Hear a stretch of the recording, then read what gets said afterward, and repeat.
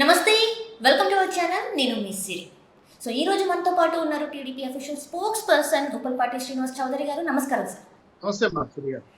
Sir, ఇప్పుడు చూస్తున్నట్టయితే దామచల్ల అంటే మాజీ ఎమ్మెల్యే దామచల్ల జనార్దన్ గారు కొన్ని వ్యాఖ్యలు చేశారు. ఏంటంటే జగన్మోహన్ రెడ్డి గారికి, బాలినేని శ్రీనివాస్ రెడ్డి గారికి కొన్ని వాళ్ళిద్దరి మధ్య సఖ్యత కుదరలేదు, కొన్ని గొడవలు అయ్యాయి. దానివల్లనే వైసీపీ నుంచి వెళ్ళి టీడీపీలోకి బాలినేని శ్రీనివాస్ రెడ్డి వచ్చే ప్రయత్నాలు అయితే చేశారు, కానీ అది కుదరలేదు. గతి లేక వైసీపీలోనే ఉన్నారు అని చెప్పేసి అయితే తను కొన్ని వ్యాఖ్యలు చేశారు. సో ఈ వ్యాఖ్యల్ని మనం ఎలా పరిగణించాలి సార్?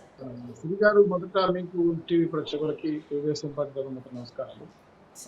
వైఎస్ఆర్సీపీ పార్టీలో జగన్మోహన్ రెడ్డి గారు అనుసరించిన విధానాల వల్ల బాలినేని శ్రీనివాస్ లాంటి వాళ్ళు చాలా మంది ఇలాగా నివురు కప్పిన నిప్పులాగా ఉన్నారు. ఉదాహరణకి మా జిల్లాలో చెవిరెడ్డి భాస్కర్ రెడ్డి గారు చంద్రగిరి నియోజకవర్గం ఎమ్మెల్యే ఉండేవాడు, ఎక్కువగా ఉండేవాడు. ఆయన తీసుకెళ్ళి ఇప్పుడు ప్రకాశం జిల్లాలో వేశారు, అంటే ఒంగోలు ప్రాంతం. అక్కడ బాలినేని గారు ఏంటంటే జగన్మోహన్ రెడ్డి గారి యొక్క అమ్మగారికి బంధువులు అవుతారు, దగ్గర రిలేషన్స్ కూడా. గతంలో ఒక చిన్న ఎస్ఐ పోస్టు, కానిస్టేబుల్ పోస్టు కూడా నేను ట్రాన్స్ఫర్ చేసుకోలేకపోతున్నాను, ఈ పార్టీలో ఉండి నాకేం ఉపయోగం అనే విధంగా మాట్లాడారు. అలాగే కొన్ని కాంట్రాక్ట్ బిల్లులు ఇవ్వలేదని చెప్పి కూడా అప్పుడున్న బుగ్గన రాజేంద్ర ప్రసాద్ గారి ఆరోగ్య శాఖ మంత్రి మాట్లాడితే జగన్మోహన్ రెడ్డి గారు చెప్పే తప్ప నేను చేయలేనని చెప్పి చేతులు ఎత్తేసాను. ఇది కాకుండా పర్సనల్ గా బాలినేని గారి యొక్క పర్సనల్ కాన్స్టిట్యుయెన్సీ అభివృద్ధికి డెవలప్మెంట్ ఫండ్స్ అడిగినప్పుడు కూడా బాబాయ్ మళ్ళీ ఇస్తాను బాబాయ్ అనే విధంగా చెప్పడంతో నమ్మి వచ్చిన దానికి 5 ఏళ్ళు పూర్తయిన 5 రూపాయలు కూడా ఇవ్వాలి. ఈ అంశాలన్నీ కూడా మాట్లాడాలని, నిలదీయాలని గతంలో జగన్మోహన్ రెడ్డి గారి ఇంటర్వ్యూ పోవడం జరిగింది. ఆ తర్వాత ఆయన ఇస్తానని చెప్పి వాయిదా వేస్తూ రావడంతో పార్టీ నుంచి వీడాలని ఒక దశలో కాన్స్టిట్యున్సీలో ఉన్నటువంటి తన అనుయులు, కొంతమంది మిత్రులతో కలిసి మీటింగ్ పెట్టాడు.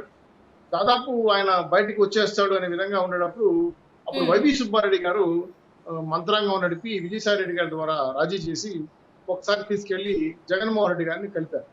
కలిపినప్పుడు జగన్మోహన్ రెడ్డి గారు ఏంటంటే కెమెరా ముందు ఒకలాగా ఉంటాడు, కెమెరా తర్వాత ఒకలాగా ఉంటాడు. అంటే బస్సులో ఒకలాగా ఉంటాడు, బస్సు పైకి వచ్చినప్పుడు ఒకలాగా ఉంటాడు. బాలినేని గారిని పిలిచి ఎదిగా బాబాయ్, ఇదిగా బాబాయ్ అని చెప్పి నువ్వు లేకపోతే నేనేం లేను ఏదో కొంచెం మంచి మాటలు చెప్పడంతో నమ్మాడు. మళ్ళీ సెకండ్ టైం నమ్మాడు. నమ్మిన తర్వాత నిజంగా చేస్తాడేమో అనుకున్న తర్వాత చివరికి ఆయన సీటుకి ఎదురు వచ్చింది, ఇస్తారా ఇరా అనే విధంగా. ఇప్పుడు మళ్ళీ ఆయన రోలయంలో పడిపోయాడు. సో ఎప్పుడైతే ప్రకాశం జిల్లాలో ఉన్న తన వర్గం, ఆయన దాదాపు నెల్లూరుని కొంత భాగము, ప్రకాశం జిల్లాలో మేజర్ భాగము, నియోజకవర్గాల్లో కూడా ఆయన ఒక కోఆర్డినేటర్ గా ఉంటూ పూర్తి స్థాయిలో వైఎస్ఆర్సీపీకి వన్ ఆఫ్ ద పిల్లర్ గా ఉండేవాడు. ఎందుకంటే బంధువు కాబట్టి దగ్గర తెచ్చాడు. సో చాలా విషయాలు కూడా చనువు తీసుకొని ఖర్చు పెట్టి పార్టీ కోసం నిలబడి జనాలు పట్టుకొని కార్యకర్తలు పెట్టుకొని చేశారు. ఇప్పుడు దామచర్ల లాంటి వాళ్ళు పొమ్మనకుండా పోబెడుతున్నారు. గతి లేకుండా, వేరే గతి లేకుండా నేను ఇంకా రాజకీయ పార్టీలో పోలేడు కాబట్టి ఇచ్చితంగా సూరుపడుకొని ఎలాడతారనే ఆలోచనతో హేళన చేయటం, అవహేళన చేయటం, కామెంట్ చేయడంతో మొదలుపెట్టారు. ఇప్పుడు బాలినేని గారు మళ్ళీ ఇప్పుడు ఆత్మలోపల పడ్డారు. ఎందుకంటే నేను ఇంకా వెళ్ళడమే బయట బెస్ట్ అని ఆలోచనలో పడ్డారు. నాకు తెలిసి నిన్న ఒక చిన్న మీటింగ్ కూడా జరిపారు నైట్. ఈ రోజు రేపులో కూడా మళ్ళీ అనిమీలతో మీటింగ్ పెట్టుకొని నాకు ఇక్కడ పొసిగేటిగా లేదు, పొమ్మనకుండా పోగబెడుతున్నారు, నేను వేరే ఆల్టర్నేటివ్కి వెళ్ళకపోతే నా జీవితం నాశనం అయిపోతుంది రాజకీయంగా అని చెప్పి. ఎందుకంటే చిత్తూరు జిల్లాను తీసుకొచ్చి అక్కడ ఒక ఆయన ఎంపీగా పెట్టారు.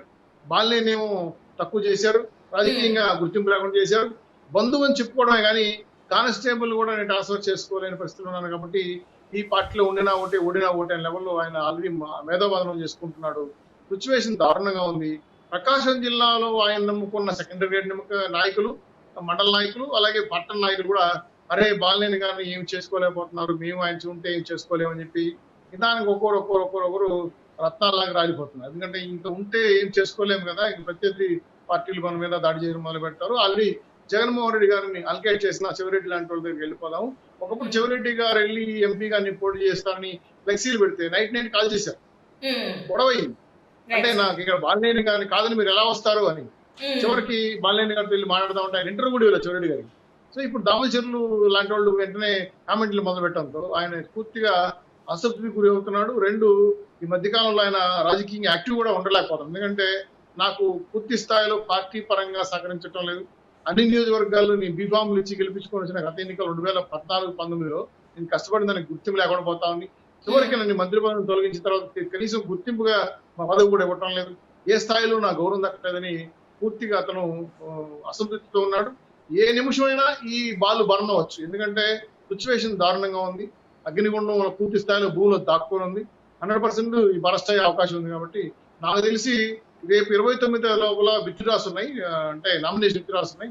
ఈ లోపలనే తెలుగుదేశం పార్టీ వాళ్ళతో చర్చలు జరుపుకోవాలని ఆల్రెడీ కొంతమంది నాయకులకు ఆయన సందేశం పంపించాడు.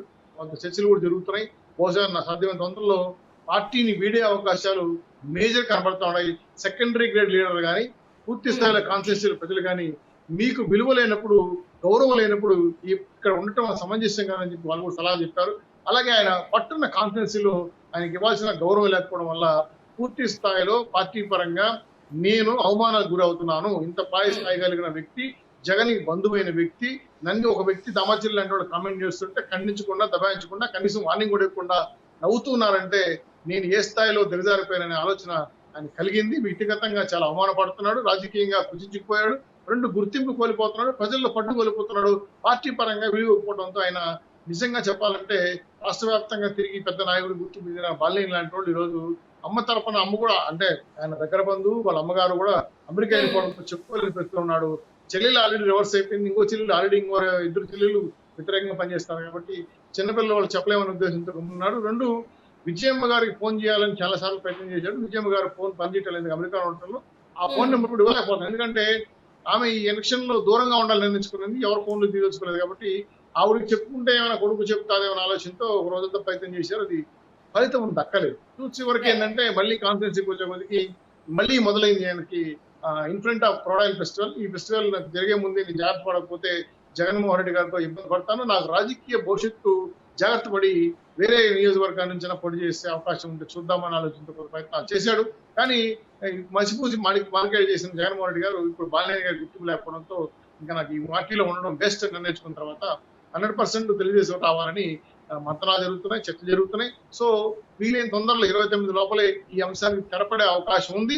సో జగన్మోహన్ రెడ్డి గారు మరొక వికెట్ కోల్పోయి మళ్ళీ ఓటమికి దగ్గర అయ్యే ఆస్కారం ఉందనే ఆలోచన జనాలను అందుతున్న వార్తలు ఇవన్నీ కూడా 29 లోపల నిజమయ్యే అవకాశం ఉందని మీ ద్వారా తెలియజేస్తున్నాను. రైట్ సార్, ఇప్పుడు మీరు చెప్పినట్టయితే బాలినేని శ్రీనివాస్ రెడ్డి గారు ఒంగోలు నుంచి పోటీ చేస్తున్నారు, అంటే టీడీపీ నుంచి వెళ్ళి ఒంగోలు నుంచి పోటీ చేయాలి, కాకపోతే అక్కడ చంద్రబాబు నాయుడు గారు ఇంకా పవన్ కళ్యాణ్ గారు ఒప్పుకోలేదు అని కూడా మనకి వార్తలు వస్తున్నాయి. ఇందులో వాస్తవం ఉందంట? నిజమే. ఇప్పుడు ఒంగోలు పర్యటనకి వెళ్ళినప్పుడు ఆయన కొంతమంది మనుషులు ఆయన మనుషులుగా దూతలుగా పంపించారు, వాళ్ళతో చర్చించారు కూడా.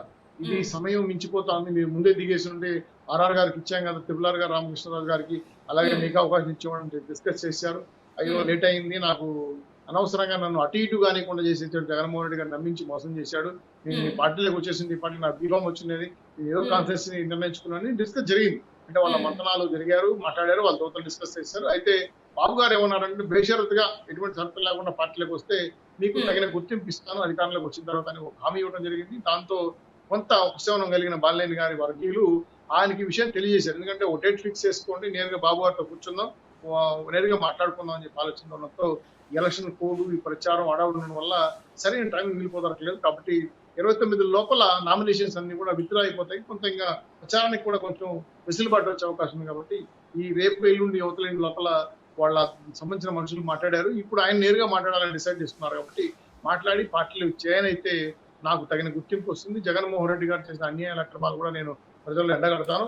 బంధువైనా తల్లిదండ్రుల తగిన రక్త సంబంధువైన నన్ను ఈ రోజు ఈ విధంగా వాడుకొని వదిలేసి పూర్తిగా రాజకీయ జీవితాన్ని నాశనం చేస్తున్న జగన్మోహన్ రెడ్డి గారి మీద గొంతుల దాకా రగిలిపోతున్నాడు. ఆయన కదిలిస్తే ఏదో కన్నీటి బొట్లు కాదు, బాధంతా వెలగెత్తుతున్నాడు. ఎందుకంటే నేను పార్టీ కోసం, జగన్మోహన్ రెడ్డి గారి కోసం, అలాగే రాజశేఖర రెడ్డి గారి లెగసీని కాపాడడం కోసం కాంగ్రెస్ పార్టీలో ఉండి వీడి వచ్చి కూడా ఈరోజు నేను వాళ్ళ దగ్గర తిట్టి కష్టపడి పనిచేసి పార్టీ ఒంగోలు నియోజకవర్గం ప్రకాశం జిల్లా పూర్తి స్థాయిలో నేను బాధ్యత వహించి తీసుకొని గెలిపించుకుంటే నాకు ఇచ్చిన మర్యాద ఇదా, నాకు ఇచ్చిన గుర్తింపు ఇదా అని ప్రశ్నిస్తే కనీసం సజ్జల రామకృష్ణారెడ్డి గారు కానీ, వైవి సుబ్బారెడ్డి మధ్యస్థ చేసిన వైవి సుబ్బారెడ్డి గారు కానీ, అలాగే విజయసాయి గారితో మాట్లాడితే ఒక దశలో ఫోన్ తీయలేదు అనే అంశాన్ని కూడా చెప్పారు. ఇంకోసారి మాట్లాడితే నేను డిస్కస్ చేస్తాను అన్నగారితో చెప్తూ మాట్లాడారు. ఇవన్నీ కూడా ఫలితాలు రావడం లేదు. కాబట్టి ఆయన డిసైడ్ అయిపోయారు, ఖచ్చితంగా రాజకీయ కండు మారుతుంది. ఇది జగన్కి పెద్ద నష్టం అని కూడా మీ ద్వారా చేస్తున్నాను.